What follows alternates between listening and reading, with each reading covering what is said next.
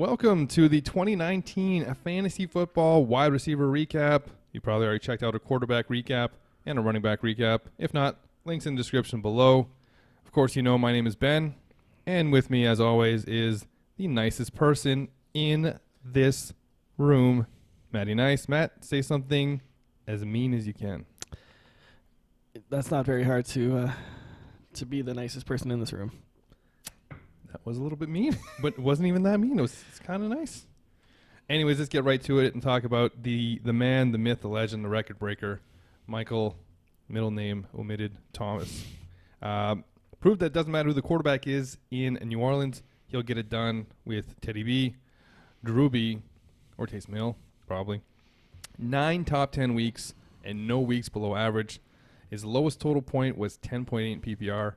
Every other week was over 15 points. Head and shoulders above the competition this season. Average that was 5 points better, almost 5 points better than number 2. Just barely. Any chance he's not the number 1 wide receiver in 2020? 0% chance of that He's happening. in a tier by himself. Yeah, I wouldn't. I'm just looking here. He was 98.5 points better than wide receiver number 2 this year. Which was Chris Godwin? It was 98.2? 5. Yeah. He's in a league of his own. It's kind of like when Calvin Johnson was the guy in a league of his own. Yeah. There's not a whole lot more to discuss with Michael Thomas, regardless of the quarterback situation, like you said. There is one thing to discuss. How early do you draft him in the 2020 draft? I'm going to say like number 4. After the top 3 backs there. After the top 3 backs, Saquon, McCaffrey, and Zeke, whatever order you want them in. Then it's Thomas, safer than Dalvin Cook, who was a number 4 back. Not taking a tight end there. You're not taking a quarterback there. Of course not. So number 4, I agree with that. Yeah, you could maybe even argue him over Zeke. You could. I just think Zeke's pretty consistent. I wouldn't. I would go him 4. Yeah, I think 4 is where I would put him, but if someone did pick him over Zeke, I wouldn't be like up in arms about it. No. Yeah, I'm still going 4. I'd rather have that safe running back. Let's talk about number 2, Chris Godwin. Mm-hmm. Breakout year. We were fairly low on him coming into the season. We had him at around wide receiver 30-ish, 25 to 30-ish. We thought Winston would have a great year, and everybody else thought Godwin was going to have a great year, and Mike Evans, but they were down on Winston. So we were up on Winston, but not high enough on Godwin. Yeah. God damn it, O.J. Howard. Why didn't you do anything? Yeah, he definitely had his breakout here. He had a lot of good weeks, and even his bad weeks were decent enough. Yeah, only one below average week with 5 in the top 10. Yeah, I'm heavy on Chris Godwin for next year here. I don't think this was a fluke. I think he's going to keep this up. I think his performance he might have overperformed what he's going to be next season. I don't see him being a number 2. Sure. But the question comes down to, is he the best wide receiver on his team? I have him leapfrogging Evans next year. Okay. Regardless of who the quarterback is, you're still all in on Chris Godwin? That offense is just too good, the Arian system? Yeah, I think it's system. I don't think it's like Jameis is awesome. It's the guy throwing the ball is going to be fine. Grant, if this is a rookie quarterback, sure, he's going to take a hit down for sure. How far down? He's going to hover around top 10. I'm more on Evans than Godwin, but we'll get to that when we get to our top 10s. Let's talk about DeAndre Hopkins. Bad start, but still finishing near the top. 3 below average weeks, including week 16, which hurts, and 5 top 10 weeks. Easily a top 3 wide receiver in 2020? Yeah. He's okay. Didn't seem very easy for you to go there. So I wouldn't say easily, but he's in there. I still think he's that second tier of guys. Right after Michael Thomas. Right after Michael Thomas, yeah. So not much more to say about Hopkins. Julio Jones keeps getting it done. Is 2020 the year he finally falls off? 5 top 10 weeks, including the final 2 weeks of the fantasy season. Leaves a good taste in your mouth if you had Julio Jones, and only 1 below average week. Talked about this on a running back episode. They can't run the ball in Atlanta, so it's going to be pass heavy. The tight end came on, Hooper, and they still got Julio Jones the ball. Calvin Ridley was good, and they still got Julio Jones the ball. A year older, into his 30s now. Mm-hmm. Does he fall off in 2020? You want to make that big prediction? He's not going to be. He's not going to fall off. No, Oh. He's not going to be outside like the top 10, for example. He won't be outside the top 10. No. Seriously. No.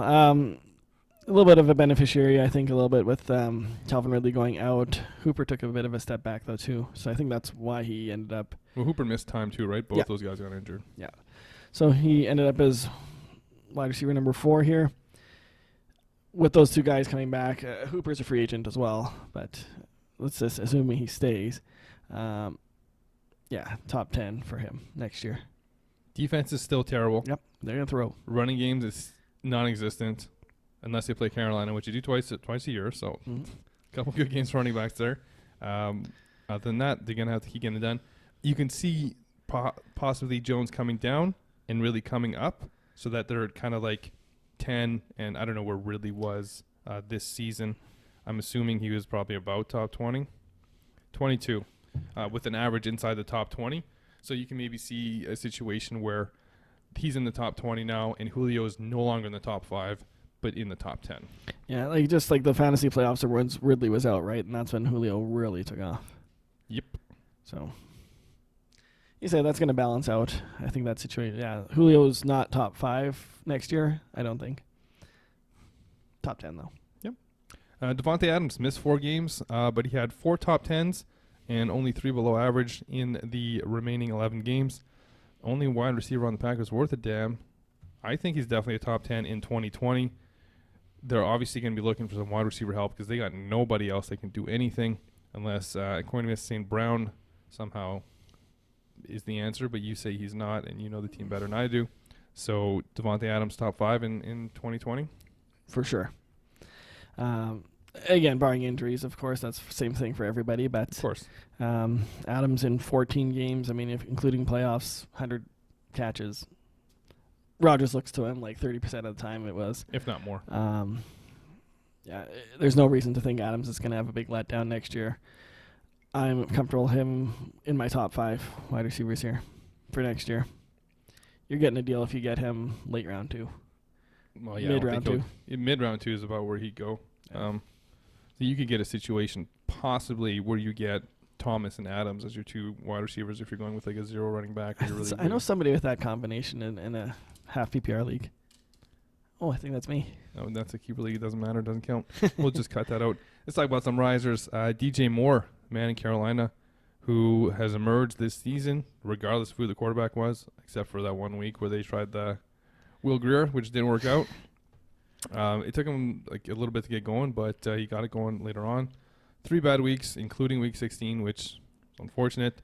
Top 15-ish wide receiver for 2020 for me, regardless of quarterback. Probably gets a bump if it's Cam Newton into closer to the top 12-ish range. Yeah, I think week 16 he left early with a concussion too, if I recall that correctly. But yeah, I think I had him about mid-20s going into the year, probably wide receiver rank. Yeah, he's definitely jumped about 10 spots at least going into next season there. Third-year wide receiver too, right? Yeah, so which is something that is kind of a thing. It is a thing, yeah. And yeah, DJ Moore, it doesn't really matter on quarterback. He proved that, like you said, aside from the Will Grier week. Yeah. Another guy who's risen quite a bit. Devontae Parker was not a third-year wide receiver this year. Was about like a 6th or 8th year wide receiver. It took him a long time to get there, but he's still fairly young. Like, I'm very skeptical of Devontae Parker going into next season. Not because I don't believe he has the talent, but because Ryan Fitzpatrick, who's likely going to be the quarterback there, has a tendency to have one good year and then fall off a cliff the following year. He did it with New York when he was great with Brandon Marshall, and then the next year he was just garbage. 3 top 10 weeks for Devontae Parker, 3 below average, but mostly consistent all year. How high would you take Devontae Parker in a 2020 draft? He's what round are we're asking? No, what wide receiver number? Round is tough to guess when you get into this. I'm going to say he's between wide receiver 15 and 20 for me.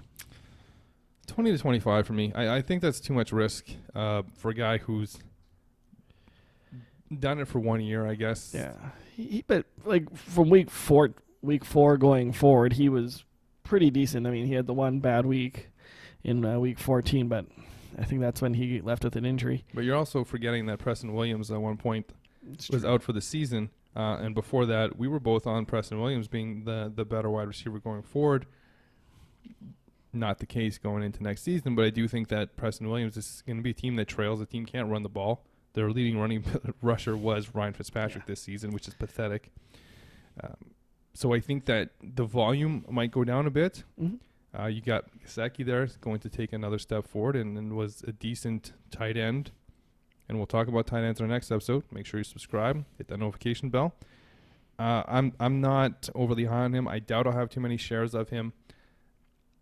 He got a new contract after this. So factor in the contract year there. I know Gase kind of ruined him for several years, but I think he's talented. I just don't think he's as consistent as he was this season. And I think it'll be a little bit of frustration for owners of Devontae Parker in 2020, where he has some nice games and then takes games off.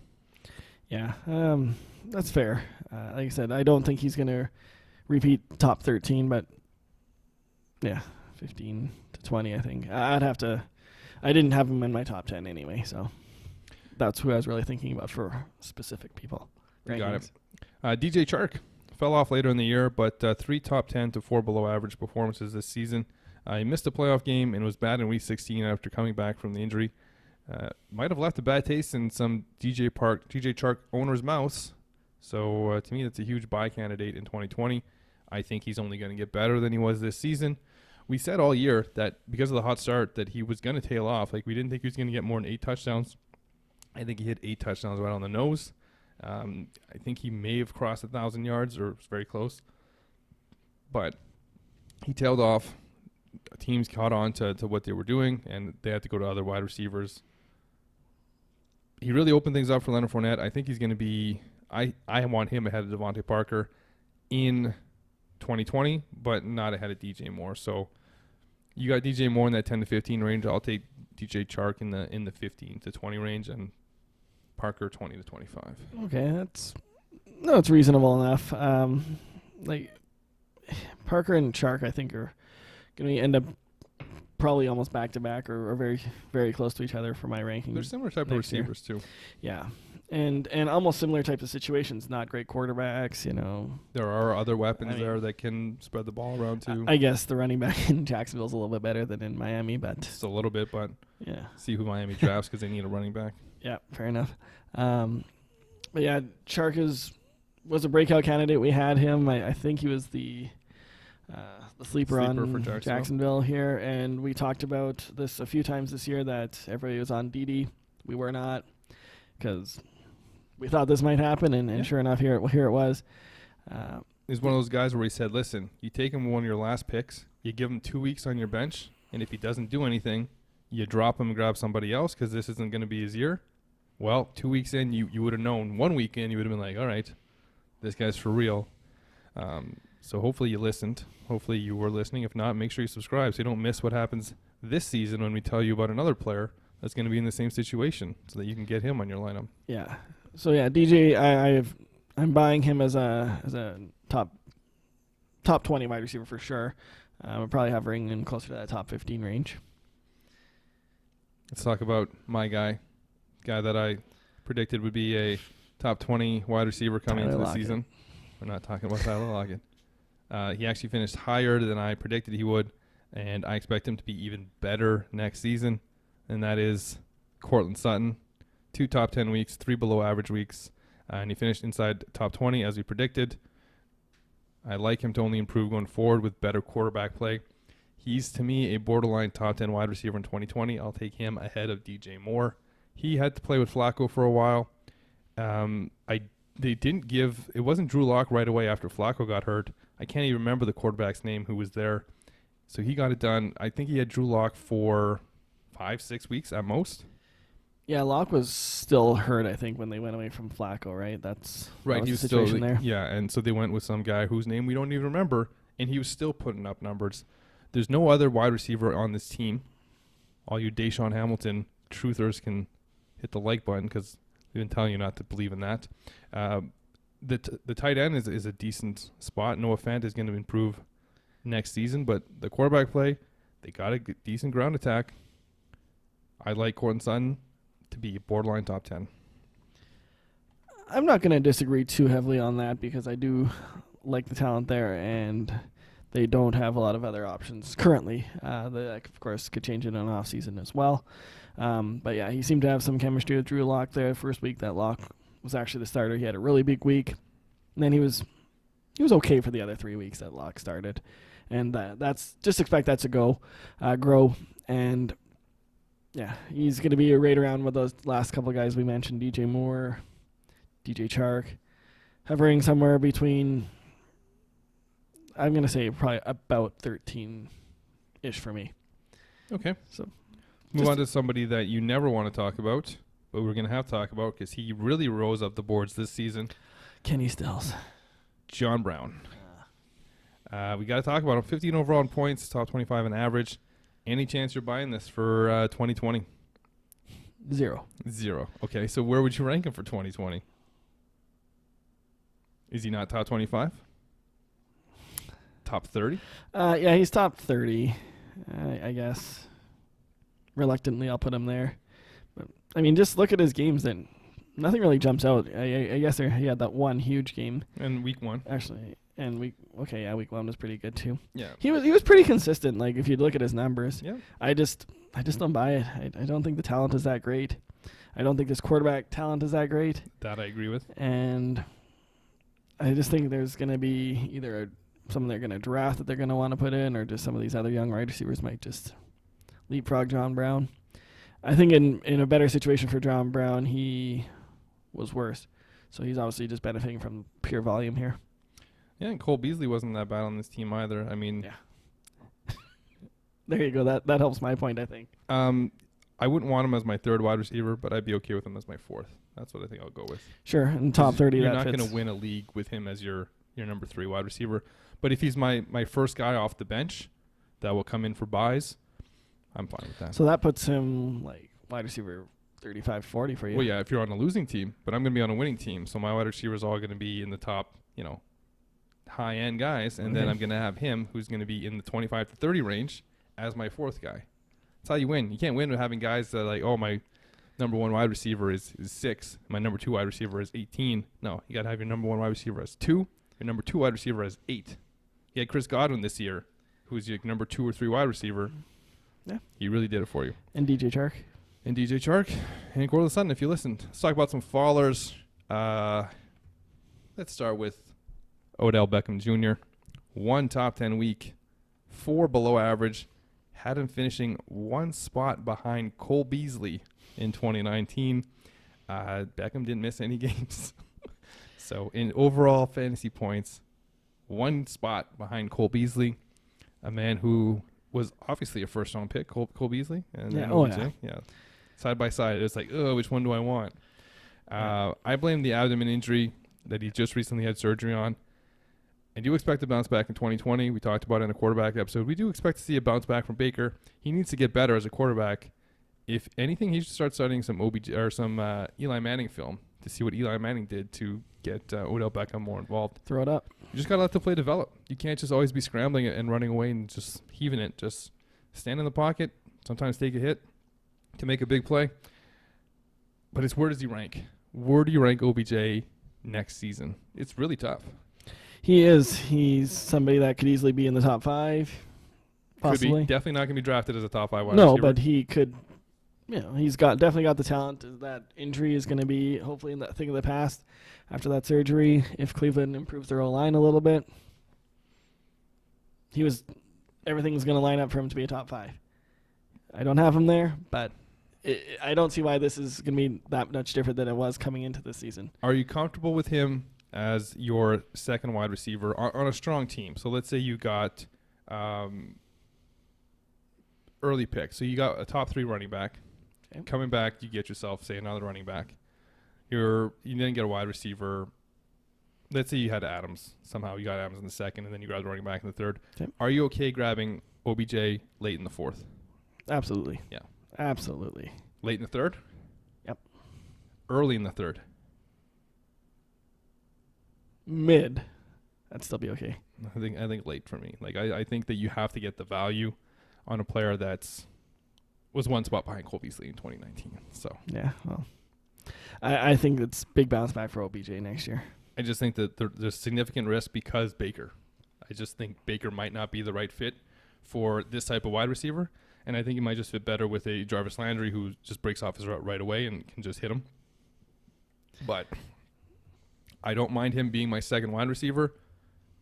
I'm just not going to reach for him. Let's talk about Mike Williams. Didn't work out for you this year, Matt. Your best friend stained the sheets with 5 below average weeks and 0 top 10s, top 40 in total points, but only top 50 in average. Bounce back, Matt, or is it over? You know what hurt him is just not getting the touchdowns, right? He came off of a 10 touchdown season last year to get 3, 4, like 3, this year. So sprinkle in about 5 or 6 more touchdowns, and he would have been great for you. So is he a buy low for next season then? He's a buy low. Again, you're gonna have to watch the quarterback situation here. What if it's Tyrod Taylor? I don't like him for this kind of player. No, probably not, because he's a little bit like Baker, right? Like the play doesn't open up right away, and he's going to use his legs to get out of the pocket and throw to Keenan. Yeah, and Keenan will get open, or Henry will get open, and Henry's that's what we free saw agent in too. Cleveland, right? Is they used the tight end a fair bit, even with Njoku out. They didn't really let plays open up for the deep balls. Yeah. But as long as they can say if they get like Jameis or somebody. Well, that's fantastic. That's fantastic for Mike Williams. Mike Williams might be top 10 if they get Jameis. Yeah. So He's going to be over. No, it's not over. He's going to be a buy low. Okay. I'm okay with him as like my wide receiver 3 next year. That's a stretch. I don't think so. I I'd only think, put him like wide receiver 30. Well, first of all, he's better in standard than PPR. For sure. So as a wide receiver 3 in PPR, I'm going to say no thank you. But he can be, but again, like if he's my wide receiver 3 and then I got a weaker wide receiver 4, like my 4th wide receiver is, who did I mention? John Brown. So if I got John Brown and Mike Williams as my 3 and 4, my 1 and 2 better be damn good, and I better have a good third running back, or else I'm in a world of hurt if Mike Williams doesn't get the touchdowns again. Yeah, sorry. He only had 2 touchdowns this year. Well, we said 3, so it was very Yeah, close. 1,000 yards. But he's a 50 catches. touchdown magnet. He should be getting 10 a year. Yeah. Things just didn't fall right for them this year. Rivers wasn't as good as he should have been, etc. Injury scare all the time, too. I think he almost broke his back this season. Yeah. Dealing with that. Yeah. But I'll take him as my 4th wide receiver. Sure. I'm okay with wide receiver 3, though. I'm not gonna budge on that. All right. Sticking with your guns. I like it. Let's talk about a guy who I honestly have no idea what his ranking is. I would assume it'd be in the top 20. But if you told me it was after Mike Williams, I wouldn't disagree. That's Juju Smith-Schuster. 1 top 10 week to 6 below average weeks. Good for outside the top 50 finish in average. Also missed 4 games. But even in average, he's outside the top 50.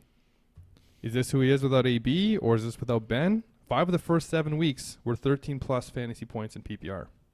5 of the first 7. Not great, but it's decent. Yeah, I think this is a product of no Ben. I don't think it's the AB. I mean, sure, yeah, AB was nice to draw away the coverage. But I think Juju can get it done if Ben's healthy next year. I think he jumps back into like the top 20 for sure. Likely hovering around 15. So where are you taking him? We talked about OBJ. Yeah, this is value. This is kind of like he's definitely below Beckham for me. Yeah. Sorry? I agree. He's below Beckham. Yeah, I'm going to value him probably higher than a lot of people, but that doesn't mean I'm necessarily going to take him there. This is kind of like the thing we talked about before. Tyler Lockett, right? It's a Tyler Lockett situation. Yeah, you pick somebody and flip take him or Tyler whatever. Lockett to trade for something more. And then you get Juju, who's going to be better later. Juju would be like, I'm going to say, I think his ADP is going to be low because he was wide receiver 62. That's overall score, right? He missed 4 games, but even still, just on average alone, he's outside the top 50. Yeah, so his ADP, I don't think people are smart enough to know that he's not going to be that low. No. I think people are going to probably draft him out wide receiver 30-ish. Yeah, I don't think he's close to 40, so yeah, I'd say 30. Yeah, so... You think you're getting at least 10 spots of value there? I think round 6 he's there. Yeah, so you're okay with him as your 3rd wide receiver? Yeah. Oh, yeah, I'm okay low 2nd wide receiver. Really? Yeah. It's Juju. With Ben, if Ben's okay, He's only ever done it with AB there. yeah, You have but a he's never situation- had that situation without him. I mean, with a real quarterback. Yeah, but Ben's a year older. We talked about his elbow injury. The running game has gone to this. But though that quarterback play, like this is Oh, it was beyond terrible bad. quarterback play. Yeah. Like this is a situation where you or me could have gone there and probably been better. Well, one of us for sure, but Yeah. um, Well, I didn't want to embarrass you, so I said it's okay. both You're of us. you're the nicest guy in this room for a reason, right? Yeah. Okay, I think you're a little high on that. I do think that he was a product of Antonio Brown to a certain extent, and not that I think that he's not a starting wide receiver. I just think that there's no way I'm having him as my second wide receiver. Even third, I'd rather have OBJ. Mm-hmm. I doubt you'll get OBJ as a third wide receiver, so it'll have to be like a second, and you're taking a risk there with really good running backs. I'd be okay with him as a third, but I think there's a lot of risk there, and I'd probably be happier going in a different direction. I don't think you'll have to take him as a second. I think he's going to be a third, but you can. That's the value play there. Where was Juju going into the season? Probably for most people in the top 10. Well, let's look it up. I got the ADPs in front of me. That situation hasn't changed a whole lot aside Wide from an receiver elbow 6. injury. Yeah, so people believed last year. I was okay with him in the top 10 going into this year. But people also had Adam Thielen as wide receiver 10, which we I told did people not. not to do. I did not have that. No. Let's move on to the rookies. Let's talk about these rookies. A.J. Brown, I am not a buyer on this. His yards per catch was insane, and I just can't see him replicating it. 4 top 10 finishes is nice. 7, I repeat, 7 of 15 weeks during the fantasy football season were below average weeks. If that doesn't scream I'm a best ball player, I don't know what will. It's a run-first team. We're assuming Henry comes back. He'll see more targets next year, but the yardage and touchdowns won't move much. He's top 25-ish for me, but I think he's going to be overdrafted, and I won't have that many shares of him. I just don't think he can replicate what he did this season. Okay, I can tell you what I did when I looked at him. I wiped out the Marcus Mariota weeks Okay. because that was terrible, and I'm a buyer on A.J. Brown. Okay. You'll see when we go to top 10. Wow. That's a spoiler. So how many weeks did Mariota play? First 5. First 5. Yep. So if you knock those out, he still has 1, 2, 3, 4 below average weeks and 3 top 10 You weeks. left one with injury, I believe, so let's wipe out that one too. He was good. He was good with Tannehill. He was good with Tannehill. Corey Davis was not. Sophomore slump. It's a real thing. It happens to players who have breakout seasons like this, especially when your yard per catch is like 20 plus. Yeah, I definitely see where you're coming from and where the scare is, but he looked so good to me there. How many big plays did he have? Decent, but that's the kind of player he's going to be. It's not like That's not the type of player he was in college.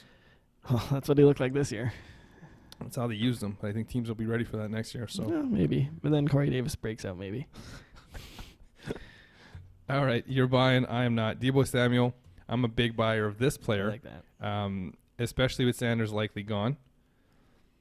I think he's going to take a Cortland Sutton size step forward in 2020. He had 2 top 10 weeks and 6 bottom, below average weeks, but 6 of the 7 over 13 points to end the season when Emmanuel Sanders seemed to be being phased out of the offense a bit more, and he was kind of becoming the de facto number 1. I'll take Deebo over A.J. Brown in PPR. Mark that down, man. Write it down. That's a table. Don't write on the table. Sorry. Yeah, Debo buyer as well in him. Not to the point where I'm putting him above A.J. Brown, but Debo's bad weeks were primarily in the beginning of the year. They weren't using him yet. Yeah. They've started to figure out how to use him and that's get why him I said involved. 6 of the last 7 over 13 points in PPR to end the season is nice. And he gets into the running game, too. They use him a lot of different ways. He's a big yak guy. He's not going to be your go up and get it Mike Williams type of receiver. No. He's more throw it to me, and now I'm a running back. Come get in my way. Oh, fair enough. I like Debo going into next year. I can see him being in my top 25 anyway. Yeah, nice third wide receiver to have on your team, especially in PPR. I think he's going to get an uptick in receptions next season, so decent flex play all season long. Scary Terry McLaurin, 5 below average and 2 top 10s for a top 25 overall and top 30 average finish. Hopefully Haskins can take a step forward, but I am not a Haskins believer. He's better than standard in PPR, but I don't think he's a value pick in 2020 for me. I don't see him being much better than this season. Maybe the volume goes up a bit, but he had a lot of nice big plays for touchdowns. And most of that came with Case Keenum and with Haskins, even though as their college teammates, I just think he's going to take a bit of a step back. Yeah, this one kind of came out of nowhere for me too, like McLaurin being this good. Yeah, he had a lot of bad weeks here. He's a product of the big plays. I know you kind of made that argument against A.J. Brown, but Scary Terry was just a little bit different story. A lot of the ball was in the air already. A.J. kind of ran with it. But anyhow, bad quarterback play here. McLaurin's going to be not near 25 for me, probably like 35 to 40. The one thing he does, 35 to 40? Yeah. The one thing McLaurin does have on his side is he's the only show in town. You're Right not now. throwing to anybody else. Like, forget Steve Sims. I don't, you want to be a little slot receiver. That's fine. But he's the only show in town for volume. He should get over 100 targets next season. He should get the volume, and he's going to have some good weeks and some bad weeks. He's going to be fairly spotty and be touchdown dependent for the most part. But I think he's going to be, around 25. This is a best ball candidate. Yeah, him and A.J. Brown. DK Metcalf, another best ball candidate to me. 5 below average and 1 top 10 in 2019 for a one-dimensional wide receiver that I'll be avoiding in 2020. Seattle running game is going to be better in 2020. If you watched the quarterback episode, you saw that Russell Wilson was not in my top 10, so I don't believe in this passing game. Penny's improved a lot. Lockett's still there, and all this guy can do is go deep. He had big plays against Philly, and that's what people are going to remember, but he was beating a terrible secondary over the top. And Yeah, that's exactly what I was going to mention. People will remember the playoffs there where he rated really well, and he will be overdrafted. ADP is going to be, I don't. probably top 20. Yeah, about that. And yeah, I'm not going to have him up there. They'll take him at 30 at most, Yeah. at highest. Yeah, and that's an upside play. Yeah. Because he could end up being about wide receiver 20. I mean, I'm not going to rule that out completely. He's a good basketball candidate. Like I said, he runs fast, and he's tall and big and can go up and get that ball. And Russ can throw a nice ball deep like that, but Tyler Lockett's still there. They're going to run first. Yeah. I think, if anything, Tyler Lockett's value takes a big hit and gets maybe back to the level that we had him at before the season started. And DK will be better than we expected him this season, but I don't want either of them starting on my team. No. And Disley will be back, so if that makes a big deal, probably not. But Depending on the injury. If he's healthy, he could be a big factor. They know they love the tight end there. Yeah. Like Hollister, who is not a NFL caliber player. Well, maybe he is. Sorry if you're watching, Jacob. Not somebody that was talked about a lot. No hype coming out, right? Nobody even knew who he was till he came out. Yeah. They use the tight end, and they use the tight end very well. Matt, you got anybody else that you would like to talk about, or any other situations? It's a lot of players. There is. It's just how deep you want to go. How about Diggs? Let's jump into Stephon Diggs. Let's talk Diggs. He was a letdown this year. He was a very different player this year than he was last season. Yeah. Last season, his yards per catch was really low. This season, really high. Way less catches, but he had more yards. Am I correct in that? Mm-hmm. Which is interesting. Adam Thielen taking another step back. Kirk Cousins in a contract year. The running game being also in a contract year. It's hard not to like him. But he had 7 games this year in PPR under 10 points. Yeah. And it wasn't injury because of that. It was Running. inconsistencies with Cousins, with the O-line, with them just going to Cook instead. So I think I had him around wide receiver 12 or so going into this season, and he's coming down for me a bit. There are definitely reasons to like him, and he's still got a lot of talent. Obviously, it doesn't just fall away, but in this exact same offense next year, I guess it might change a little bit with the OC being Cleveland's now head coach, but I think they're going to overall have generally the same system. Yeah, if it broke, there's no need to change it. But I think Thielen takes... It is broke a little bit, though. Well, Cook runs really well, and they made the playoffs. Yeah. And they won a playoff game, and they lost to the NFC champ. Mm-hmm. They couldn't stop the run either. Yeah. No. Top I just 15 for me. I think he's going to be like top 20 for me. That's fair. I think if you can get him a top 20, I think it's good value. Yeah, he was wide receiver 20, which I was actually kind of surprised. He played every game. Yeah. But again, some of these really bad games were early too, right? 3 of his first 5 were below average. But then he had that 3 touchdown game, which Yeah. really inflated his stats for the year. Yeah. So that's what helps him finish in the top 20 because his average, or at least his median here, is outside the top 25. But So it's just somebody, I don't think it's going to be a huge bounce back. I think it's going to end up being pretty similar. no, I think the Kirk Cousins contract here keeps him. It has him have a better season because I think Kirk's going to want to throw more because he wants to get paid again. People like getting money, right? Yeah, but he doesn't call the plays generally. Maybe he will in the OC. Maybe. Anybody else you want to discuss on here? No, that's good for now. Good for now. Yeah. Surprise here, Allen Robinson finishing 7th overall in PPR scoring. Yeah, sorry, that was surprising to me. Didn't really seem like he had that great of a year. 3 weeks below average and 5 top 10s. Other than that, the numbers are pretty consistent. He's turned into a big reception guy in Chicago and had a good 3-week stretch there at the end to kind of really validate his season. You have to be a possession guy with Mitch Trubisky. Yeah, there's no way he's the number one, like a top. You don't want him as your first wide receiver No, you don't. unless you somehow go like running back heavy. He's him or Diggs. I'm going to say Robinson for the consistency. For PPR, yeah. I think Yeah. he's just a safer play. Diggs definitely the higher ceiling. I agree. Let's get to the top 10, what everyone's been waiting for. Dun, dun, dun, dun. You ready? Sure. Start with your number 10. A.J. Brown. You disagree? Boo. Boo. I included week 17, and I know No. we're not.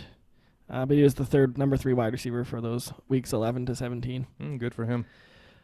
I just don't think there's going to be a huge fall off. Sophomore slump.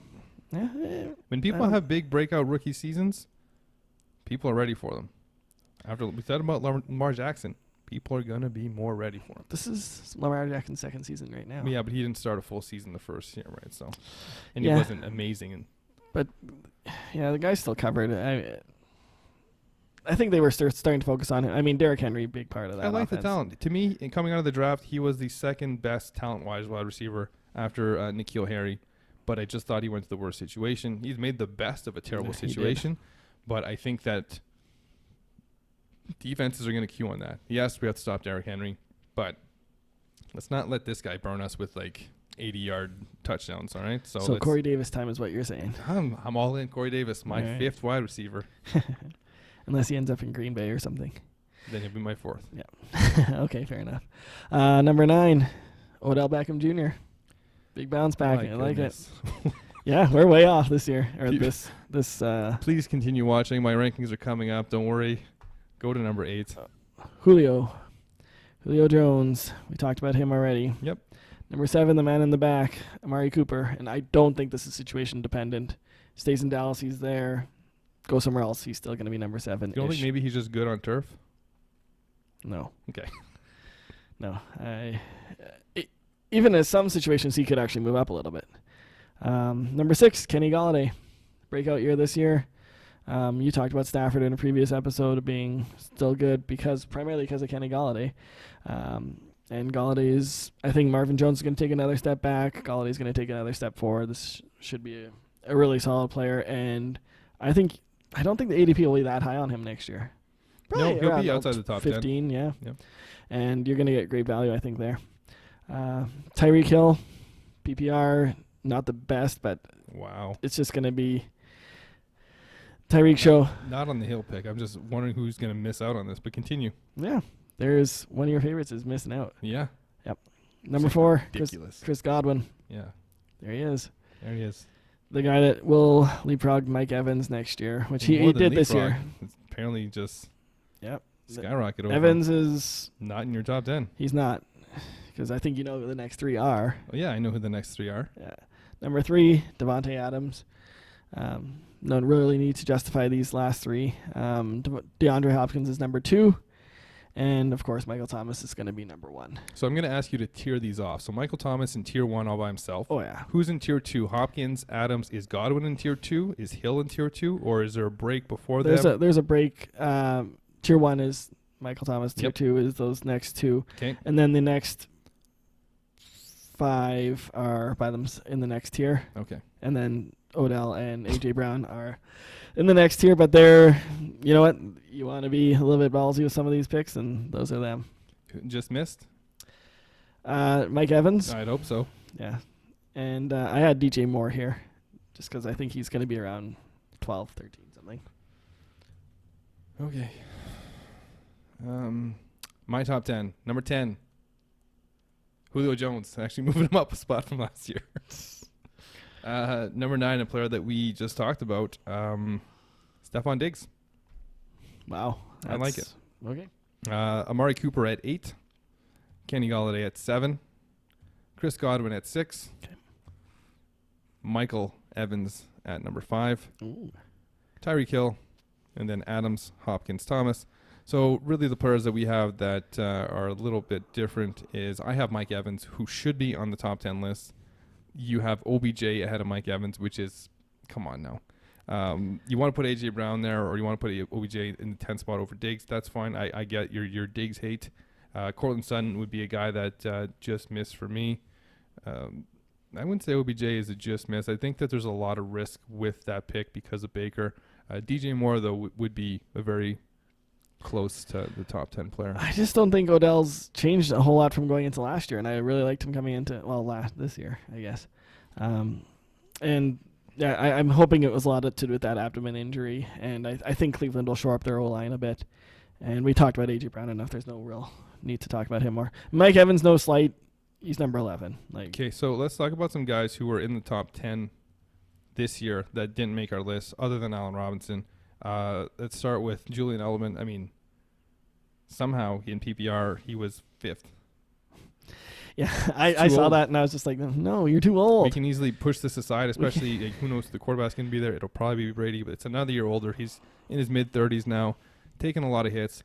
Not a bad PPR wide receiver, but not a top 10 guy. Inside the top 20, borderline. Maybe. Yeah, I say I'd be, if I had him as my low-end wide receiver your third 2 wide receiver or high-end wide receiver 3, I'm Depending on okay your with situation. that. Yeah. But Cooper Kupp is a very interesting one. Having in his first 7 weeks, 4 weeks in the top 10 with only 1 below average, and then two below average and no top 10 weeks. Where would you put a guy like Cooper Kupp going into next year?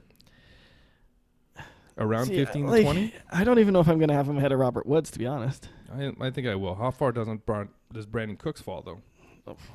I don't know, 30, 40, 50, 70? Not quite that far, but he's probably he's outside of probably top 3, right? Him or Corey Davis? I think I'd go Cooks, but I don't know. I think Corey Davis is a better player. I think the injuries for Cooks is the issue that I have with him. It's just then Higbee came on at the end of the year. It's just, you never really know what this Goff isn't very good. Yeah, Goff's not very good. The O-line wasn't great. Nope. I mean, and their teams aren't respecting Gurley as much as they were, right? So. Okay. So here's someone that we both like, who finished in the top 10 this year, but didn't make either of our top 10 lists. And probably should be an honorable mention, Keenan Allen. Mm-hmm. No, I like. Again, no disrespect to him. He would be just outside. He'd be hovering in the top 14 anyway. It's just part of you don't know what's happening with the quarterback situation there. I don't know if I necessarily see him getting second most catches again this year. No, the team was really bad and had to throw a lot last year. And with Melvin Gordon not there for the beginning of the season, it was even more pass happy since Eckler's not really a running back. He's more just like a pass catcher out of the backfield. Jarvis Landry, do you think kind of what he did this year is his ceiling? I don't think he gets better than top 15. Yeah, no, yeah. I'd say that's about right. Yeah. I said, I know 3 times there. But Jarvis, I think, don't expect more than what he did this year. Wide receiver 14. I think you have to be happy with that. Yeah. And again, his average was just inside the top 25. So there are players who had better averages. But again, some of these players with better averages include Deshaun Jackson, who played all of one game. and Antonio Brown, who played exactly one game. So, like, what if he signed somewhere? Like, is he in the top 10? Probably not anymore. He's too crazy. who's taking that risk in the top 10? Top 20, 100%. Top 15, probably. Yeah. Who's taking that risk by having him on their team? Really? The New York Jets. Yeah, maybe. If they lose Robbie Anderson. Yeah. Anyway. Anything to add before we wrap this up, Matt? AJ Brown's going to be really good next year. Yeah, you have him in the top 10. Yeah. Everybody heard you. Okay. And hopefully they're still listening at this point after you said AJ Brown was going to be a top 10 wide receiver. Oh, I'm sure there's some Titans fans that really liked it. At least one. Anyway, thanks for watching. Thanks for listening. Hopefully you're doing both. That's it.